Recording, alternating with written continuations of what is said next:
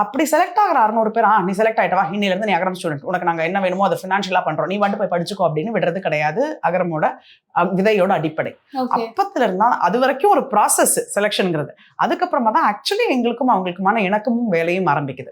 ஒவ்வொரு குழந்தைக்கும் மென்டர் இருப்பாங்க, அவங்களுக்கு ஒர்க் ஷாப்ஸ் இருக்கும், அவங்களுக்கு ட்ரைனிங் இருக்கும், அவங்களோட தொடர்ச்சியா உரையாடுறதுக்கு யாரும் இருந்துகிட்டே இருப்பாங்க. ஏன்னா அவங்களோட குடும்பம் வேற, அவங்க சூழல் வேற, இவங்க என்னெல்லாம் சப்போர்ட் சிஸ்டமா எதிர்பார்க்கிறாங்களோ அது அவங்க குடும்பம் கொடுக்கக்கூடிய இடத்துல இருக்காது. ஏன்னா ஏதோ ஒரு இடத்துல அறியாமை அப்படின்ற விஷயத்துக்குள்ள நிக்கிறவங்க தான் இன்னைக்கு அந்த அறியாமையை உடைச்சிட்டு இந்த இடத்துக்கு வராங்க. ஸோ அந்த அறியாமை இல்லாத ஒரு சப்போர்ட் சிஸ்டம் அவங்களுக்கு நம்ம கிரியேட் பண்ணிட்டே இருக்கணும். ஸோ அந்த சப்போர்ட் சிஸ்டம் அவங்களுக்கு கிரியேட் பண்ணி அவங்களோட தொடர்ச்சியா டிராவல் பண்றது அப்படிங்கிறது தான் இந்த ஒரு பிள்ளைக்கும். அகரம்ல இன்னைக்கு படிச்சு முடிச்ச பிள்ளைங்க ஒரு 3200 பேர் இருக்காங்க. அது இல்லாம படிச்சுட்டு இருக்கிறவங்க ஒரு 1800 பேர் பக்கம் இருக்கிறாங்க.